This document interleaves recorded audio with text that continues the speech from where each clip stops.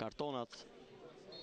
Skënderbeu kampioni në fuqi është rikthyer te loja e mirë dhe rezultatet. Korçarët kanë shpartalluar në Fiera Apollonin vendase me rezultatin e thellë 5-1. 3 gola në pjesën e parë me Muzakën, Shkëmbin me penalti dhe Artnant Tahirlarin i kanë dhënë goditjen vdekjepruese fierakëve.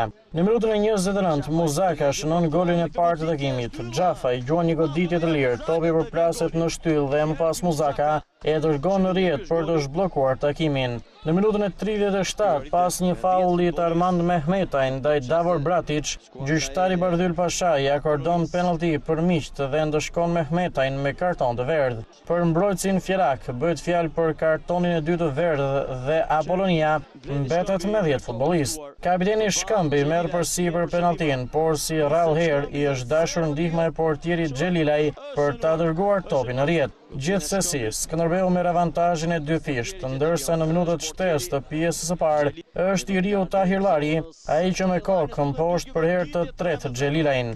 Në pjesën e dytë, Apollonia luajti me 10 vet, çka e detyroi Skënderbeun që më shumë të kontrollonte topin dhe të shënonte vetëm 2 herë, me anë të kroatit Davor Bratic dhe golin e parë në Superligën shqiptare të Bernardo Ribeiros. Braziliani shënon një supergol pas një aksioni personal. Ndërkohë vendasit shënuan golin e nderit me anë të Agastrës. Me këtë fitore Skënderbeu ngjitet në kotën e 23 pikëve, por mbi gjitha e konfirmon edhe një herë veten pretendent për titullin kampion, ndërsa Apollonia mbetet në kotën e 8 pikëve, më keq se kurdoherë.